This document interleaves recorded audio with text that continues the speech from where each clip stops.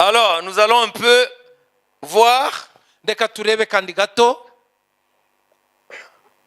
l'une des modus operandi de Dieu. Comprenez? Nous allons lire ça. Mais je vais vous expliquer un peu. Quand Dieu a parlé par la bouche de Jérémie, souvenez-vous, Jérémie a vécu 7 siècles avant Jésus. 7 et 6 siècles avant Jésus. Après Esaïe. Vous comprenez? Amen. Amen. Parce que Jérémie a été comme le mentor d'Ézéchiel. Yeremiya yabaye nka mentor wa Ezekieli. Ça veut dire Ézéchiel est plus jeune que Jérémie. Nibango Ezekieli ni muto niwe yaje mais il a côtoyé Jérémie. Yabaye mu gihe cya Yeremiya ariko niwe muto kuri we. Voilà, donc Jérémie a dit. Rero Yeremiya aravuze ngo ainsi parle l'Éternel. Uwiteka aravuze. Parce que vous n'avez pas écouté ma voix. Kuko mutumviye ijwi ryanjye. J'enverrai une nation que vous ne connaissez pas. Il envahira votre pays. Et votre pays sera délaissé, désertique. Et vous irez dans ce pays-là de l'envahisseur. Vous allez y rester pendant 70 ans. Et après les 70 ans, je vous ramènerai dans votre pays. Et Dieu continue en disant, alors je me tournerai contre le pays qui vous a envahi. Et je le châtierai par de grandes puissances. Vous comprenez? C'est comme ça que Dieu agit. Lisons Jérémie 25. Ukwiye kubimenya. Wabibise? Amen. Jérémie 25. Amen. Chapitre 25, verset 1. Nous allons arriver au verset 12. Vite, vite. Mu mwaka wa 4 wa Yoyakimu mwene Yosiya umwami w'Ubuyuda hari no mu mwaka wa 2 wa Nebukadinezari umwami w'i Babuloni. Ijambo ryaje kuri Yeremiya ryerekeye ku bantu b'Ubuyuda iry'umuhanuzi Yeremiya yabwiye ubwoko bw'Ubuyuda bwose n'abatuye Yerusalemu bose ati uhereye ku mwaka wa 13 wa Yosiya mwene Amoni umwami w'Ubuyuda ukageza none maze imyaka 23 ijambo ry'Uwiteka rinzaho nkavugana namwe nkazinduka kare nkababwira ariko ntimwumva. Uwiteka yabatumyeho abagaragu be bose b'abahanuzi akazinduka kare akabatuma ariko ntimwumviye habe no gutega amatwi ngo mwumve. Ati nimuhindukire ubu umuntu wese ave mu nzira ye mbi no mu bibi by'imirimo yanyu mube mu gihugu Uwiteka yabahanye na basogokuruza uhereye kera ukageza iteka ryose. Kandi ntimukurikire izindi mana ngo muzikorere kandi muzisenge mwe kunyendereza ngo ndakarire imirimo y'abako yanyu kandi sinzabagirira nabi. Ariko ntimwanyumviye ahubwo mwandakazaga ku mirimo y'amaboko yanyu ibateza amakuba ni ku Uwiteka avuga. Nicyo gituma Uwiteka Nyiringabo avuga atya ati kuko mutumviye amagambo yanjye dore ngiye kohereza imiryango yose y'ikasikazi nyiteranye kandi nzatuma ku mugaragu wanjye Nebukadinezari umwami w'i Babuloni ni ku Uwiteka avuga mbateze iki gihugu n'abagituyemo n'ayo mahanga yose agikikijeho. Nzabatsemba rwose mbagire igitangarirwa n'igitutsi n'imisaka y'iteka. Maze kandi nzabakuramo ijwi ryo kwishima n'ijwi ry'umunezero, ijwi ry'umukwe n'ijwi ry'umugeni, ijwi ry'urusyo n'umucyo w'urumuri. Iki gihugu cyose kizaba umwirare n'igitangarirwa, kandi ayo mahanga azakorera umwami w'i Babuloni imyaka 70. Imyaka 70 nishira nzahana umwami w'i Babuloni n'ubwo bwoko n'igihugu cy'abakarudaya ni ku Uwiteka avuga mbahora ibyaha byabo nzahagera amatongo iteka ryose. Nzasohoreza icyo gihugu amagambo yanjye yose nakivuzeho ndetse ayanditswe muri iki gitabo yose ayo Yeremiya yahanuriye amahanga yose. Amen. Amen. Voyez? Mwabonye? Donc Dieu dit Imana iravuga C'est vrai, Israël sera châtié. Mais après leur châtiment, je vais me tourner contre ceux qui ont été mon instrument pour les châtier.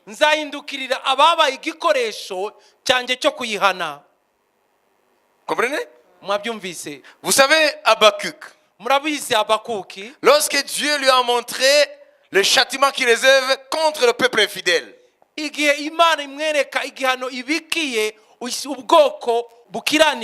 ça veut dire son peuple, le peuple Dieu lui a dit, Habakkuk, parce qu'Habakkuk, lui, il ne comprenait pas comment un Dieu 3 fois saint peut tolérer le péché que lui-même en tant qu'homme ne peut jamais tolérer. kubera ko Habakuki we ntiyasobanukirwa ukuntu Imana yera gatatu ishobora kwihanganira ibyaha we nk'umwana w'umuntu adashobora kwihanganira. Vous comprenez? Murabyumva? Parce qu'il ne comprenait pas. Kubera ko ntabwo yabyumvaga. Il disait la loi n'a plus de force. Yaba ngo itegeko nta mbaraga rizigifite. Les gens commettent des rapines en plein jour. Abantu barasahura ku manywa y'ihangu. Les forts écrasent les faibles. Umunyambaraga akakandagira umunyantege nke. Comment se fait-il que Dieu tolère ça? Ni gute Imana yakwihanganira ibintu nk'ibyo? Donc Habakkuk était perplexe. Habakuki rero yarashobewe, byari bimubabaje. Il a dit, j'irai demander à l'Éternel. Aravuga ati nzajya kubaza Uwiteka. Je monterai sur la tour. Nzazamuka ku munara pour aller plaider avec l'Éternel. Nje kuburana n'Imana. Il a dit, mais Éternel, pourquoi est-ce que le pays a perdu la justice, le pays, la loi n'a plus de force et tu tolères ça? Kubera iki igihugu kitakiyobogwa n'itegeko ukabyihanganira? Le péché, et partout le péché abonde. Comment est-ce que, où est le Dieu de justice? Imana irenganura irihe? On écrase le faible. On spolie le pauvre. Pourquoi est-ce que tu ne réagis pas? Et l'Éternel lui dit, écoute Habakkuk, je vais te montrer ce que je ferai de ce peuple. Dieu révéla à Habakkuk Babylone comme l'instrument de son châtiment. C'est le bâton entre les mains de Dieu pour châtier les enfants rebelles. Et il lui a montré les ravages que Babylone fera sur Israël. Et Habakkuk a commencé à trembler tout son corps. Mais je ne savais pas que tu agis en ton temps, que chaque chose, rien ne t'échappe.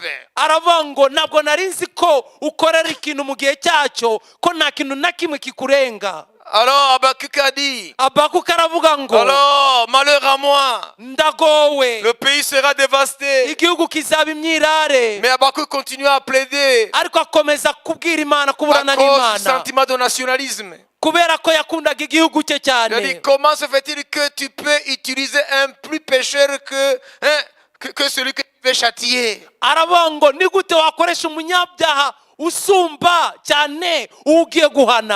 Comment se fait-il que le plus pécheur soit l'instrument pour châtier celui qui est plus juste que lui?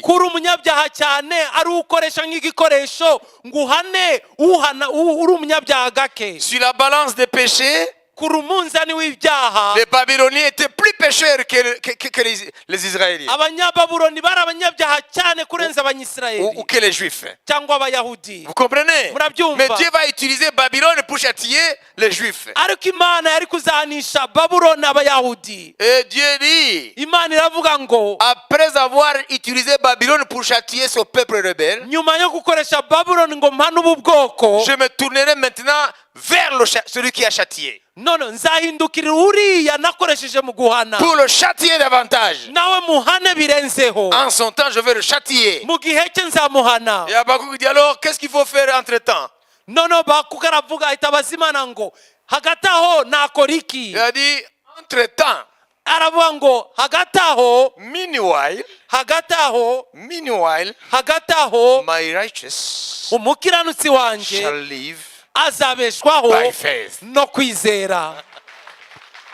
aho niho havuye ijambo Paulo yavuze mu Isezerano Rishya ngo umukiranutsi azabeshwaho n'ukwizera kwe. Yari aravuga amagambo Imana yabwiye Abakuki. Amen.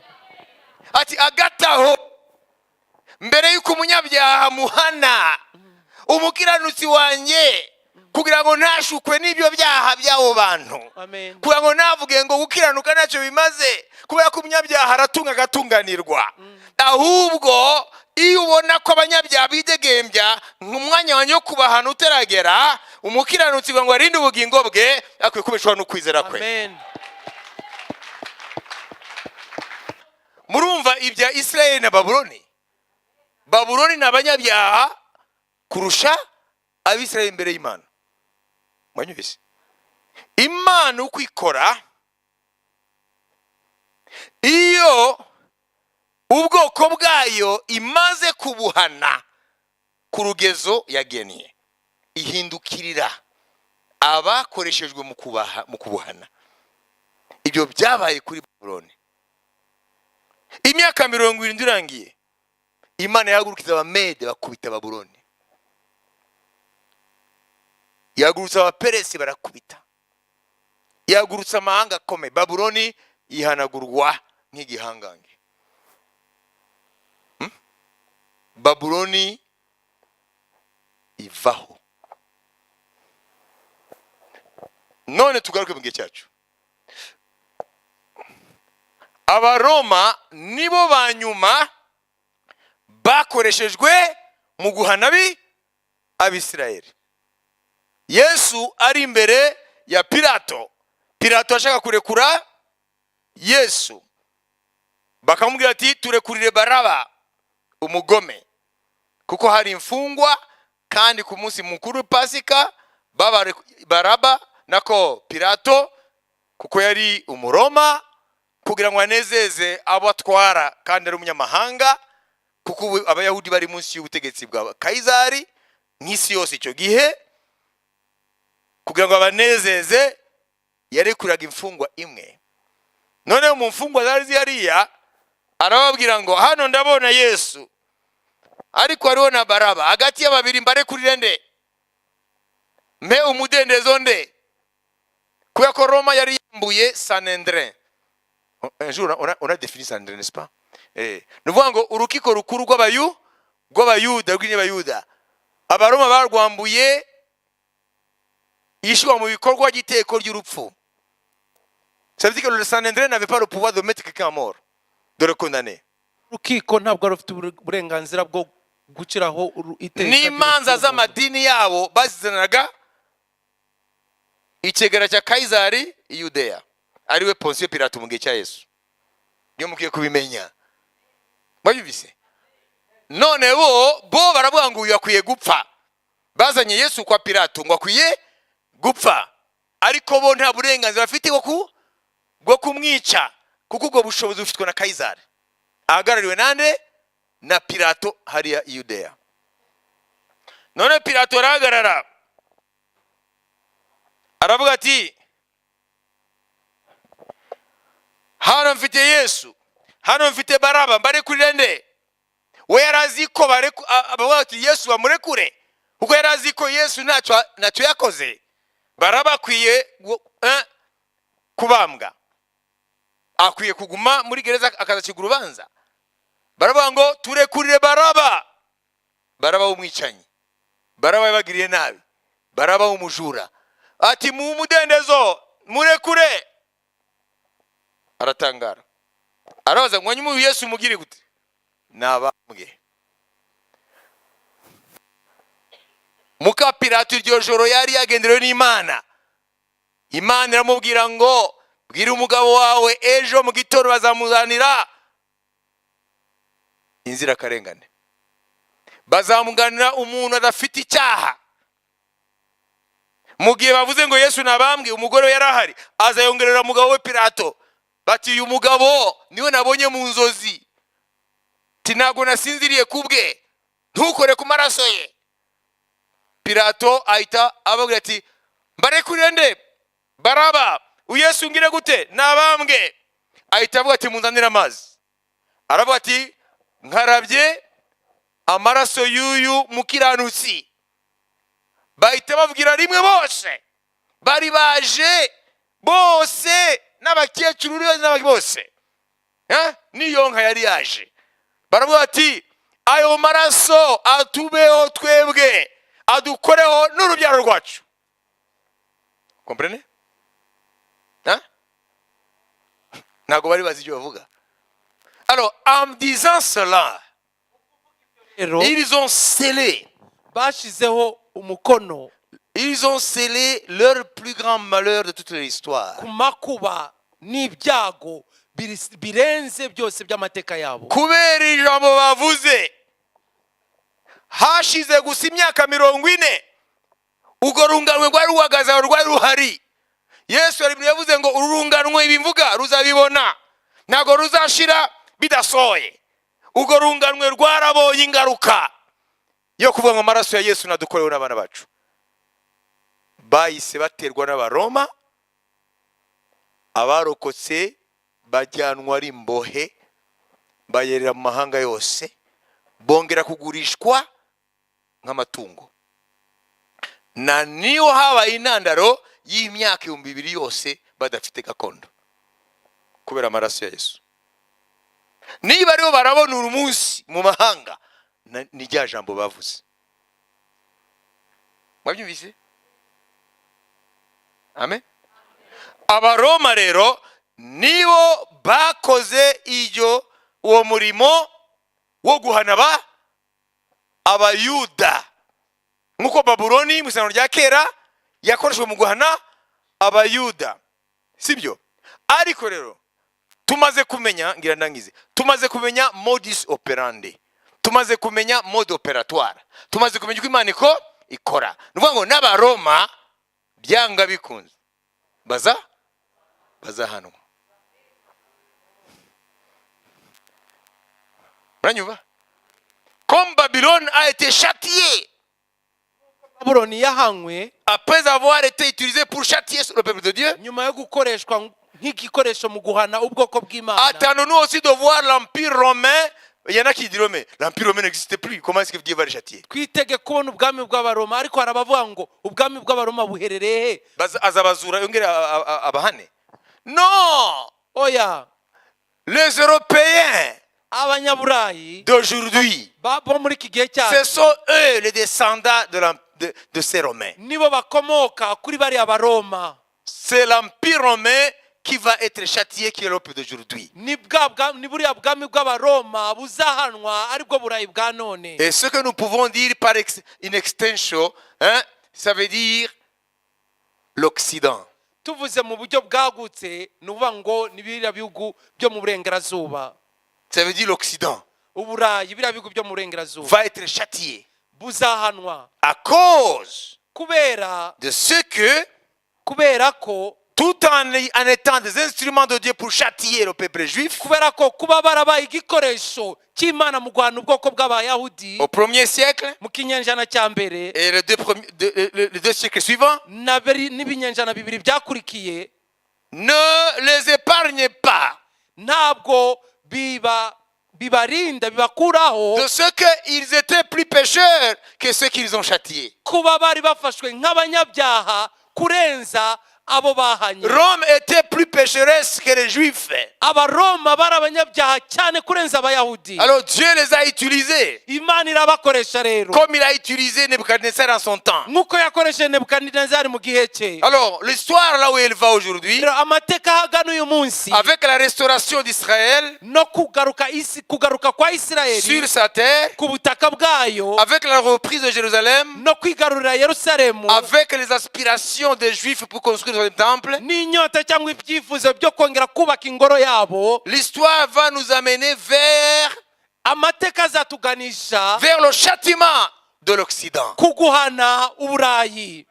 L'Occident, ça veut dire ibihugu by'iburengerazuba, l'Europe et toutes les ramifications. Quand on dit uburayi n'ibindi bishamika Amerika n'ibindi. ceux qui gouvernent les États-Unis aujourd'hui, ceux qui gouvernent l'Australie, ceux qui sont au Canada, c'est toujours le prolongement de l'Europe. Ndavuga abayobora Amerika, Leta Zunze Ubumwe za Amerika, abayobora Australia, Canada, ni n'abanyaburayi bose ni kimwe. Vous comprenez? Murabyumva? Parce que c'est l'Europe qui est allée là-bas. Ko n'abanyaburayi bagiye muri biriya bice. Hein? Il faut pas limiter seulement l'Europe là. Nimumve ko ari buriya burayi bwo mu majyaruguru gusa.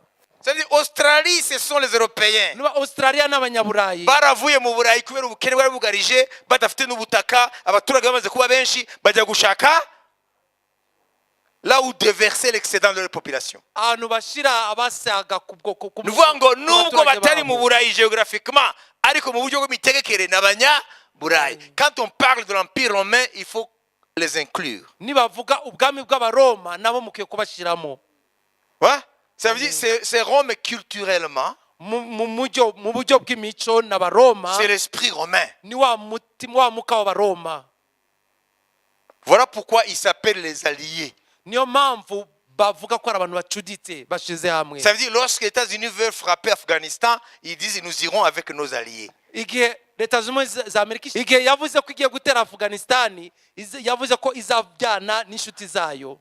Lorsque les États-Unis ont frappé l'Irak, ils ont allé avec les alliés. Ça veut dire l'Occident, il faut prophétiquement, il ne faut pas voir seulement l'Europe. Il faut voir l'Europe avec toutes ses puissances occidentales. Alors nous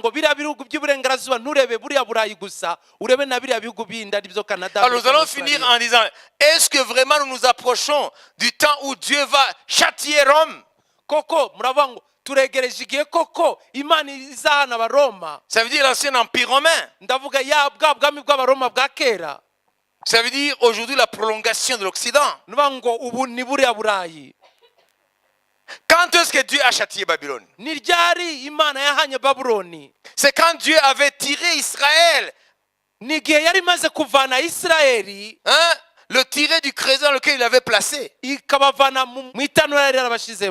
tanura bari Babylone ryarita itanura barira badafite igihugu badafite ingoro sibyo none nuba mazimya kiyumbi 2 bari hirya no hino ku isi badafite gakondo badafite Yerusalemu badafite ingoro sibyo nubu nugo bagarutse 40% nabwiye ko 60% niyo bari baratoteza ubwo nayo igire gute igaruke ari il faut bien comprendre ça. OK? Hanyuma ubu rero Imana izahana ibihugu by'iberengerazuba ariko burayi n'amashami yabwo ikibitwereka ko bizaba nuko kugira ngo ihane Nebukadinezari cyangwa ihane Babylone yabanje gukura abayudi basubiza iwabo nyuma y'imyaka 70 none Babylone itangira gukubitika. Murabyumva? Amen. Amen. Amen. None nubu nimba Imana yaratangiye gukura abayuda mu mahanga na hariya i Roma uburayi bariho barabatoteza n'ikimenyetso cyuko uburayi n'amashami yabwo ariyo Amerika, Canada na Australia biriya bihugu byose birimo bari abanyaburayi ari bateka isi no munsi Imana iri hafi guhindukiza inkoni yayo kuri bo. Amen. Niyo mpamvu nshaka kubaza turangize niba ndabyumvise mukiye kuvana no munsi mujanije witwa modus operandi. Modus operandi Imana. Alors vite Romains 11 25 26 27. Bene data kugira ngo mutabona uko mwirata ndashaka ko mumenya iby'iri banga. Abisirayeli bamwe banangiwe imitima ariko si bose, kugeza ubwo abanyamahanga bazinjira mu itorero bakagera ku mubare ushyitse, nibwo Abisirayeli bose bazakizwa nk'uko byanditswe ngo umukiza azava i Siyoni azakura muri Yakobo kutubaha Imana. Amen. 27.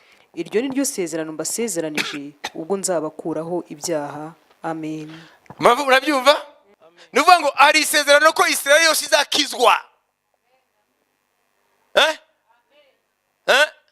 Hari isezerano ko Israeli yose izakizwa. Nuvuga ngo nimba Israeli yari yirukanywe kure y'igihugu cyabo, uyu munsi bakaba baragarutse nubwo abandi benshi bakiri hirya no hino, ariko Israeli irahari yaragarutse. Yerusalemu mu maboko yabo nuko umusozi w'ingoro ntabwo barawugiraho umudendezo, ariko turiho turaganaho.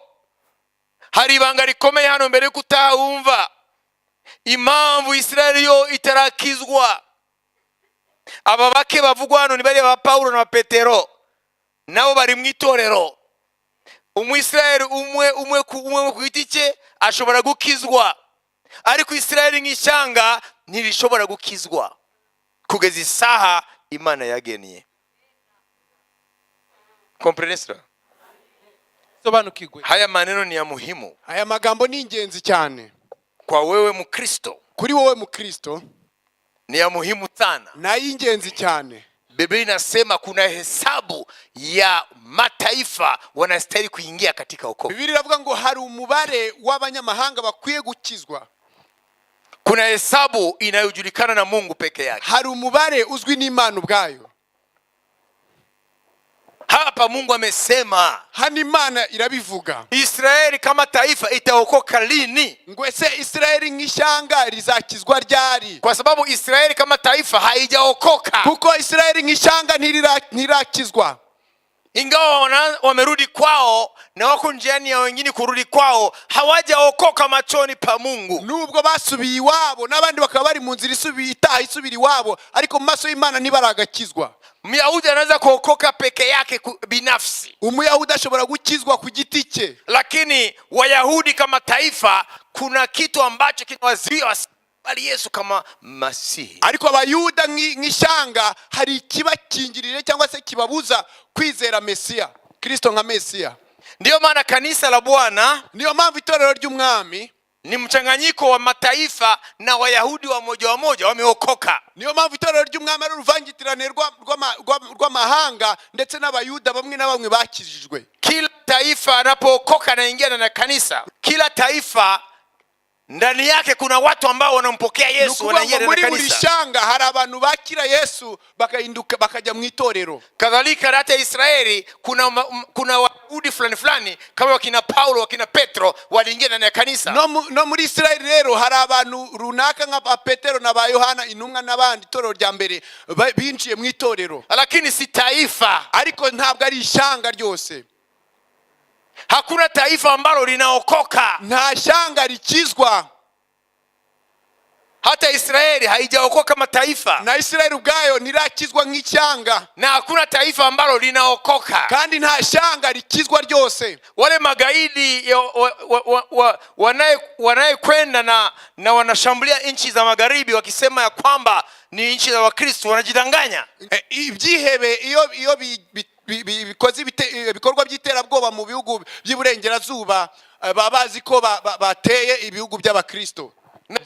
Il y a pas de nation chrétienne. Ariko nta bwene gihugu cyangwa se nta gihugu cy'Abakristo. Non, c'est un souhait pour une nation entière se convertisse. Ni cyifuzo cyuko ishyanga ryose ryakwihana. Mais jamais il n'y a pas de nation chrétienne. Ariko mu byukuri nta gihugu cy'Abakristo kiriho. Mais dans chaque nation il y a des chrétiens. Ariko muri buri gihugu hari Abakristo. Même dans les pays où la charia règne, no mu gihugu kitegeko n'amategeko ya Islam ariyo sharia, il y a des enfants de Dieu dedans. Naho haba hari abana b'Imana. Dieu a un peuple dans toutes les nations de la terre. Imana ifite ubwoko bwayo muri buri cyanga ryose ryo mu isi. Voilà même Israël. Ndetse no muri Israeli en tant que nation nk'ishyanga n'est pas sauvé. Naryo ridakijijwe. Mais en son sein, ariko muri ryo il y a quelques juifs hari abayahudi bamwe qui reconnaissent Jésus comme leur Messie.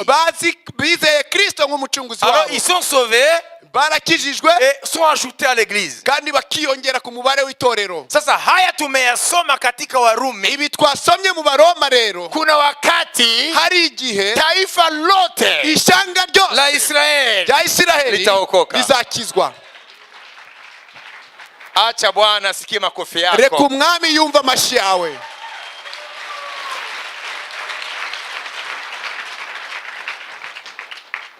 Et ça c'est un mystère. Iki ni gitangaza. Paul dit ça c'est un mystère. Paulo aravuga ngo ubu ni ubwiru. Un mystère ça ne veut dire que c'est quelque chose qu'on ne peut pas connaître. Ubwiru ntabwo bivuze ko ari ikintu kidashobora kumenyekana. Un mystère en grec, ubwiru mu kigiriki, c'est quelque chose qui n'est connu que par les seuls initiés. Ni ikintu kizwi n'abantu kireba bonyine. C'est ça le mystère. nicyo cyitwa ubwiru. Ça veut dire un mystère, il demeure mystère pour ceux qui sont en dehors du cercle des ni ukuvuga ngo ubwiru bugumya kuba ubwiru ku bantu bari hanze yabo bireba. Sisi tuko marafiki wa Bwana. Twebwe rero turi inshuti z'umwami. Na Bwana alisema mimi siwaiti tena nyinyi watumwa, mwinyi ni warafiki. Kandi umwami yaravuze ngo sinkibita imbata ahubwo muri inshuti zanjye. Na mtumwa hajui afanyaye bwana wake. Kuvuga ngo umugaragu ntamenye icyo shebuja ari gukora. Ila nyinyi kwa sababu nyinyi ni marafiki. Ariko kuko mwebwe muri inshuti zanjye. Sasa leo uno munsi rero ninawaleta ndani ya siri yangu. Mbinjije mu bwiru mbahaye kumenya ubwiru bwanjye. Ukiwa rafiki wa Bwana Yesu, iyo uri inshuti Yesu, utajua siri za ufalme wa Mungu. Umenya ubwiru bw'ubwami bw'Imana. Lakini ikiwa uko rafiki wa Bwana, ariko iyo utari inshuti y'umwami, haya maneno ninakwambia, haya magambo nkubwira yataendelea kuwa kama kitabu kimeweka muhuri. Azakomeza kuba nk'igitabo kizinze. Tu vas lire, tu comprends pas. Nk'igitabo kiri ikimenyetso ntabwo urasoma ariko ntubyumva. Parce que tu ne fais pas partie des amis du Seigneur. Amakode ntuyumva kuko utari mu bana mu nshuti z'umwami. Jésus décode le mystère du royaume de Dieu pour ses amis. Yesu akuraho za kode z'ubwiru ku bana be mu bwami bw'Imana. Voilà pourquoi nous ne serons pas surpris par l'enlèvement. Niyo mpamvu tutazatungurwa no kuzamurwa kw'itorero. Nous le serons. Ntabwo tuzatungurwa.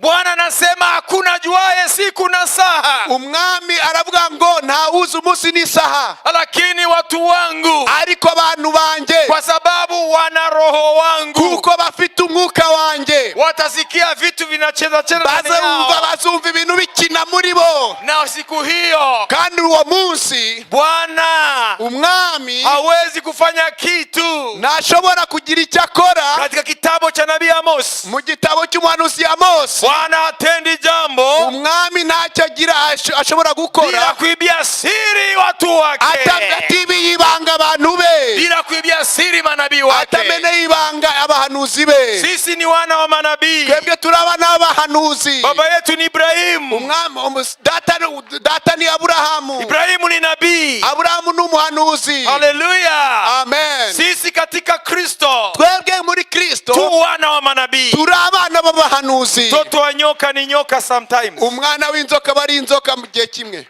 Sasa na mtoto wa nabii ni nabii, n'umwana w'umuhanuzi n'umuhanuzi. Roho wa Ibrahimu, umwuka wa Aburahamu aliyepokea toka Bwana, yakiriye avuye ku mwami. Remember the H, alikuwa anaitwa Abraham. Mwibuke ya nyuguti ya ha, alikuwa anaitwa Abraham, yitwaga Abrahamu. Okay, Abrahamu. Yawe akampa H. Yawe yongeraho inyuguti ya ha. H ya jina lake. Ha y'izina rye. Bwana ana H mbili ndani ya Yawe. Imana ifite inyuguti ebyiri za ha mu izina Yawe. Bwana akamtia ndani ya jina la Ibrahimu H. Imana ifata inyuguti ya ha iryongera mu izina rya Aburahamu. Tena yule herufi ya H, it means the spirit. Katika Kiebrania, iriya nyuguti ya ha iravuga umwuka. Ataitwa Abrahamu, hapana Abraham. Amwita Aburahamu au kuba Abrahamu. Sasa ile H haikuwa yake. Iyo ha ntabwo yari ya baba yake, alimpa. Ntabwo ari se wayimuraze. Si Tera alimpa. Ntabwo ari se Tera wayimuraze. Ni Bwana Jehova. Ni Yehova wamuhaye iyo nyuguti. Ameshika herufi moja ya jina lake, afata inyuguti imwe y'izina rye, akaichomeka ndani ya jina rafiki yake Ibrahimu, ayishyira hagati mu mazina ye inshuti ye Aburahamu. Na Bwana hatatenda jambo, niyo mpamvu umwami atazagira icyo akora bila kuibia siri watu wake, atamene ibanga abantu be. Ikiwa wewe hauko mtu wa dini tu, niba utari umunyadini gusa, ikiwa wewe ni rafiki wa Yesu, niba uri inshuti ya Yesu, ikiwa umeokoka vizuri, niba warakijijwe neza, ninakwenda kumalizia, nderekeza gusoza, ikiwa unaokoka vizuri, niba warakijijwe neza, ikiwa wewe si mpita njia katika wokovu, niba utari umuntu w'umugenzi w'indorerezi mu gakiza, ikiwa uko mtu ambaye unaingia makanisani tu na unatoka, niba utari inzererezi mu matorero ugenda usohoka, ikiwa unaishi maisha ya utaua, niba ubayeho ubuzima bwo gukiranuka, ikiwa wewe ni mcha Mungu, niba wubaha Imana, ikiwa wewe Mungu wa mbinguni anakujua, niba Imana yo mu ijuru ikuzi, ya kwamba umeokoka, izi ko wakijijwe, ikiwa una H yake, niba afite inyuguti ya H which means it is spirit, bivuga ngo umwuka w'Imana, lazima ni ngombwa Bwana umwami atakuandaa vizuri azagutegura neza ili umlaki siku ile, kugira ngo umusanganire kuri uriya munsi. wakati wa kujicheck yourself. Ni igihe rero cyo kwisuzuma wowe ubwawe. Je, una H ya Bwana? Ese ufite inyuguti ya H y'umwami? Una majina tu ya baba na cyangwa mama? ufite amazina ya so na nyoko? Una H ya Bwana? Ese ufite ya nyuguti y'umwuka y'Imana? Je, ulipewa jina lipya? Ese wahawe izina rishya? Waliokoka wana majina mapya. Abakijijwe bafite amazina mashya. Bwana amewabatiza jina lake. Umwami ababatije izina rye. Na ninakwambia hivi, nakugira ngo nkubwire ngo wale ambao wanaandaliwa kuwa katika bibi harusi, abitegurira kuba umugeni wa Kristo, tangu leo ninaposema hivi, uwere none mvuga ya magambo, katika kila taifa ulimwenguni, muri buri shanga muri bwoko mwisi yose, wanajijua bariyizi ya kwamba yuko they belong to that law. yuko arabu uwo mwami. Si watu wa madini tu, ntabwo ari abantu b'amadini gusa. kuna watu wanataka kuokoka kihekima, ari abantu bashaka gukizwa mu bitekerezo gusa. Oya, ndani ya wokovu mugakiza hakuna maarifa mengine, nta bundi bumenyi burimo, hakuna mambo daleta ya ujanja, nta bintu by'ubucakura birimo. Oya, unaokoka hawa okoki, nugukizwa urakijijwe cyangwa ntukijijwe. sasa kitu cha muhimu, icy'ingenzi rero sikujiambia umeokoka, ntabwo ari ukwibwira ko wakijijwe, ama wale wanakuambia umeokoka, cyangwa abantu bakubwire ngo urakijijwe. unaweza kujidanganya, ushobora kwibesha, wanaweza kujidanganya, bashobora kukubesha. Roho wa Bwana, umwuka w'Imana peke yake, we ubwe anakushuhudia ndani yako, ni uguhamiriza muri wowe kwamba umeokoka, yuko wakijijwe, ya kwamba uko ulimwengu, yuko utarukiri uwisi, ya kwamba unakwenda mbinguni, yuko ugana mu ijuru. hata ukiomba, nubwo waba usenga, Roho anakuambia yes, umwuka aravuga ngo yego, yes, yego, you belong to the Lord. uri umwami Yesu. Ni wewe ambaye Bwana anarudi kuchukua, ni wowe umwami agiye kugaruka gutora. ora shakara marasinda rabarasika. Haleluya.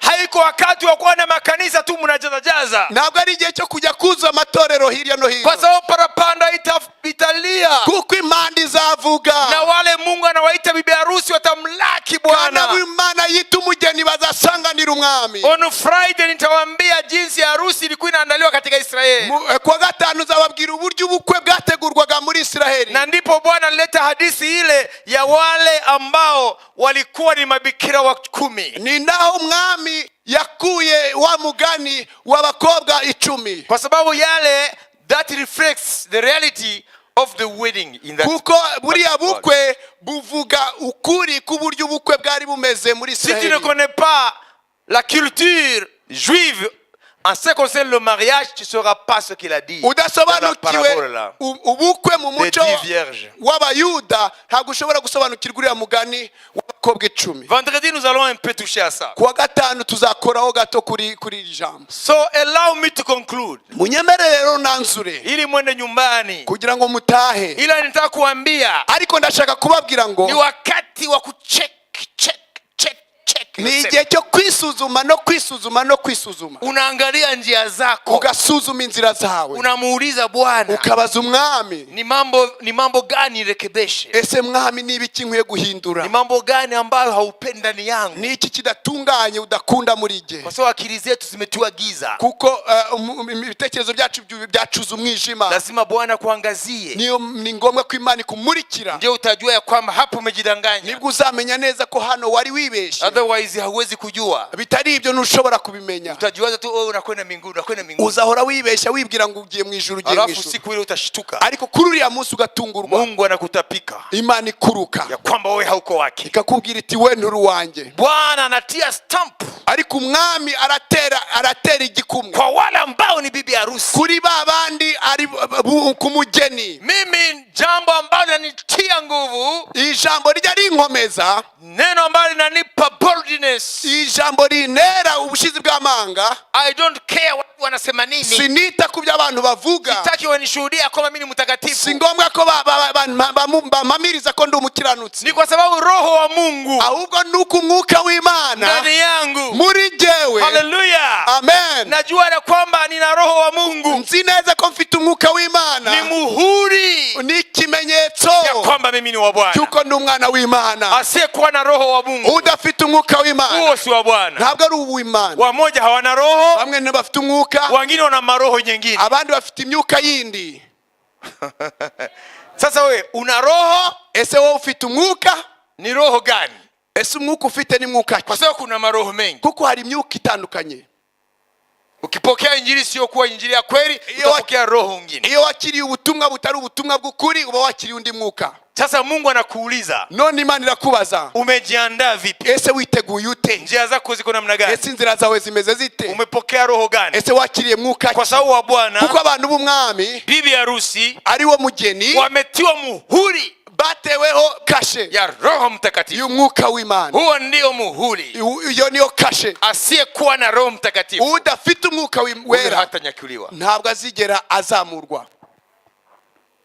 Ukipenda unipende, usinipende, hautanyakuliwa. Nushaka unkunde cyangwa ntunkunde, ariko ntuzazamurwa kiwa hauna roho wa Mungu. niba udafite umwuka w'Imana. Bwana ataita walio wake, umwami azahamagara be, na ni nani atakunyakua? ninde uzakuzamura? Ni yule aliyemfufua Bwana. Ni wa wundi wazuye umwami mu bapfuye, ni Roho Mtakatifu, ni mwuka wera. Asiyekuwa na Roho Mtakatifu, udafite umwuka wera, hatanyakuliwa, nazigera azamurwa. Na ndio maana ustahili kulala usingizi, niyo mpamvu udakwiye gusinzira bila kujua kwamba una Roho Mtakatifu, utaramenya neza ko ufite umwuka w'Imana. Si dini nakupa Roho, ntabwo ari dini riguha umwuka wera, si kuombaomba tu, ntabwo ari ugusenga gusa.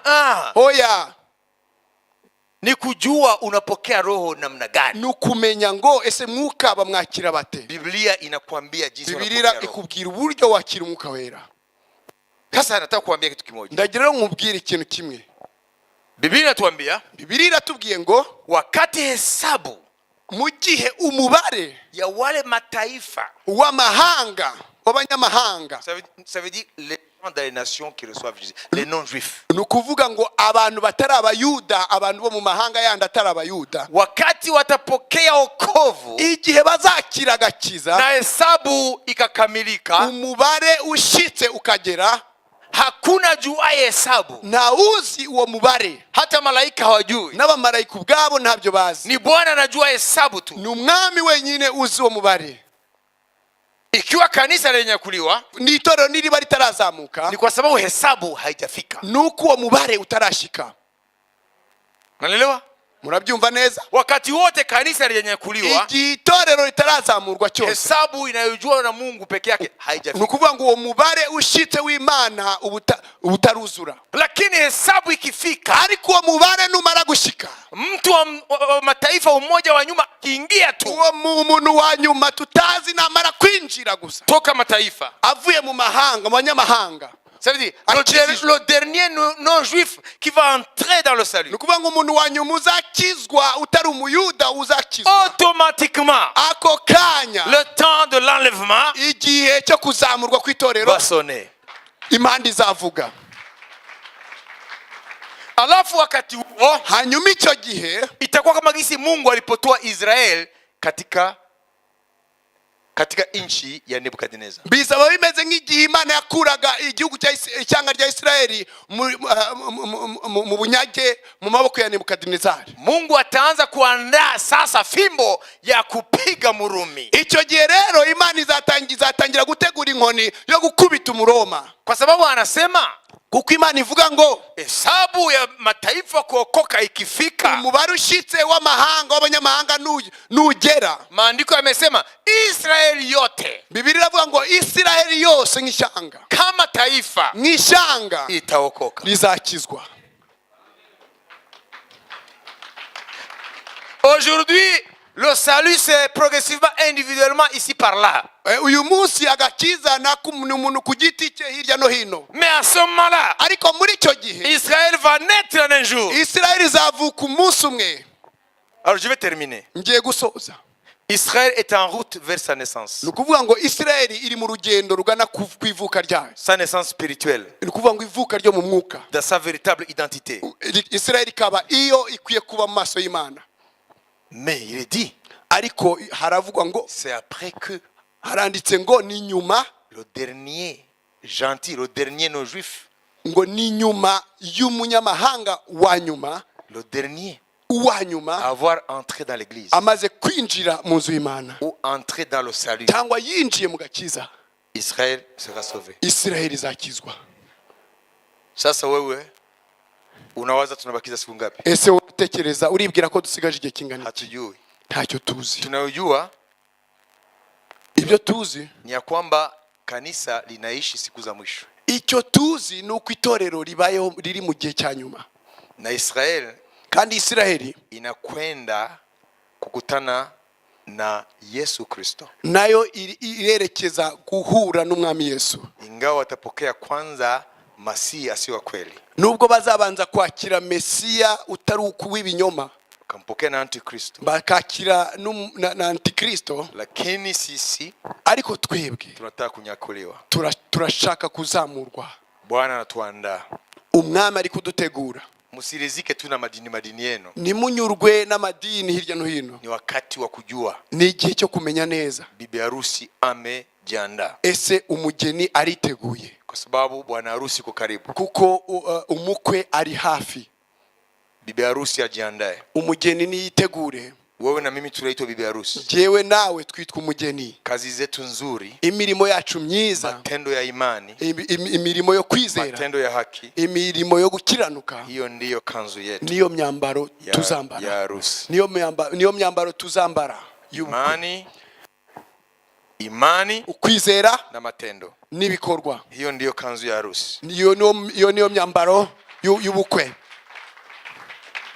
Nani ameelewa mafundisho leo? Ninde wumvise inyigisho z'uyu munsi? Amka katika jina la Yesu. Kanguka mu izina rya Yesu. Nataka kukuombea. Ndashaka kugusengera. Hujapokea Yesu, niba utarakira Yesu, nakuja hapa mbele, uraza hano imbere, umpekee kama Bwana na Mwokozi, umwakire nk'umwami n'umukiza. Na wewe ambaye umeshakuwa tayari, nawe umaze gukizwa, nataka kukuombea. Ndashaka kugusengera dakika ndogo tu, mukanya gato, ili Bwana akupe kabisa kuwa tayari, kugira ngo Imana iguhe kwitegura. Usicheze ntukomeze gukina. Unajua kwamba wewe uko tayari, umenye ko witeguye, njia zako ziko safi, inzira zawe ziratunganye, una uhusiano na Mungu, ufitanye ubusabane n'Imana, unaomba, usenga, unaishi kwa neno, ubayeho nk'uko ijambo rivuga, unamshuhudia Bwana, uhamiriza umwami, unamtumikia Bwana, ukorera umwami katika roho na kweli. mu mwuka n'ukuri. Tunaweza kusimama sasa, reka duhaguruke, tunakwenda kuomba. tugiye gusenga. Yeye yapokea Yesu, atakuja kumpokea. Utarakira Yesu naze hano mwakire. Na tutaendelea Friday, turakomeza kwa gatanu. Acha tunyoshe mikono yetu sasa, reka turambura amaboko yacu. Hallelujah, amen, hallelujah, amen, hallelujah, amen.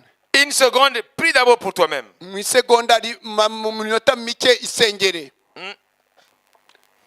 Isengere. Que Dieu te donne Imana iguhe ce qu'il faut ibikwiriye pour être prêt, kugira ngo witegure. Ce n'est pas en restant passif. Ntabwo ari mu kuguma ntacyo uri gukora. Non, non, tu dois être actif. Ukwiye kuba ufite uri gukora, mais dans le sens de plaire à Dieu. Ariko ukora unezeza Imana. Dans ce que tu fais dans ta vie, nukuvuga ngo mu byo ubamo buri munsi, tu dois mettre au centre ukwiye gushira hagati cette question d'enlèvement. Iki kibazo ukwiye gushira kuora wibaza iki kibazo cyo kuzamuka kwitorero. Tu travailles mais sois prêt. Niba uri mu kazi ariko uhore witeguye. Tu étudies, sois prêt. Niba uri ku ishuri itegure. Tu dors, sois prêt. Nubwo waba uryame witeguye. Mais sois prêt à tout moment. Kuvuga ngo witegure igihe cyose. Dans le nom de Jésus. Mu izina rya Yesu. Père céleste. Data wo mu ijuru. Je prie pour chaque personne sengeye buri wese hano qui a entendu ton appel wumvise uguhamagara kwawe à un certain moment de sa vie, wumvise umuhamagaro wawe mu buzima bwe igihe kimwe, et qu'il a donné sa vie à Jésus, ubuzima bwe Yesu, et que tu lui as donné le gage qui est le Saint-Esprit hanyuma mwami ukamuha ikimenyetso cy'umwuka wera pour le jour de la rédemption. kuguriya munsi wo gucungurwa. À partir de maintenant, uhereye none accorde-lui, mwongerere mwami, accorde-lui tout ce dont il a besoin umuhe ibyo akeneye byose, pour être pris, pour être prêt kugira ngo yitegure à te rencontrer. yitegure guhura nawe. Que ta grâce surabondante, ubuntu bwawe busaga, l'aide bumufashe dans un moment mu bihe comme celui-ci, mu bihe nk'ibi, où le diable redouble d'efforts aho umwanzi agwiza imbaraga pour souiller l'église, kugira ngo yanduze itorero, pour entraver la sainteté, kugira ngo akureho ukwera, entraver la sanctification. kugira ngo akureho gutungana. Prépare ton peuple, Seigneur, Tegura ubwoko bwawe mwami à ta rencontre. kugira ngo bugusanganire Au nom de Jésus, mu izina rya Yesu. que la sainteté Ukwera, soit le mot maître dans ton église. ukwera mwami kuganze mu itorero Au nom de Jésus, mu izina rya Yesu. que la sainteté Ukwera mwami soit le mot maître aribi ijambo riganje dans l'église. riganje mu itorero Au nom de Jésus, mu izina rya Yesu. parle à notre conscience. Vugana mwami n'imitima nama yacu. Donne-nous, Seigneur, Duhe mwami la grâce ubuntu, d'être trouvé prêt. ubuntu butuma uzasanga twiteguye. Et donne-nous le zèle, Uduhe ishaka, comme les bons serviteurs ishaka nk'abakozi beza, nk'abagaragu beza, de la parabole des serviteurs nk'uko mwami umugani que le maître a w'abagaragu trouvé beza, dans le champ, w'abagaragu beza umwami yasanze bari mu murima faisant sa volonté. bakora ubushake bwe. Au nom de Mu Jésus-Christ, izina rya Yesu. merci Saint-Esprit de prendre contrôle Urakoze Mwuka Wera sur, gufata sur umwanya, nos vies kuyobora ubuzima bwacu pour que nous puissions te plaire kugira ngo tubashe en kukunezeza pensée, en parole et en acte. mu bitekerezo, mu magambo no mu bikorwa. Que la puissance de ton sang Imbaraga z'amaraso yawe nous libère zitubature, de toutes sortes de liens zitubohora imigozi y'uburyo bwose, et que nous continuions la course kugira ngo dukomeze mwami uru rugendo jusqu'à la fin. kugeza ku iherezo Au nom de Jésus. mu izina rya Yesu. Amen. Amen. Amen. Amen. Amen. Amen. Ubuntu bw'umwami wacu Yesu Kristo n'urukundo rw'Imana no gusaba n'Umwuka Wera byanze twese. Amen. Shalom, shalom. Mwami ajyane natwe.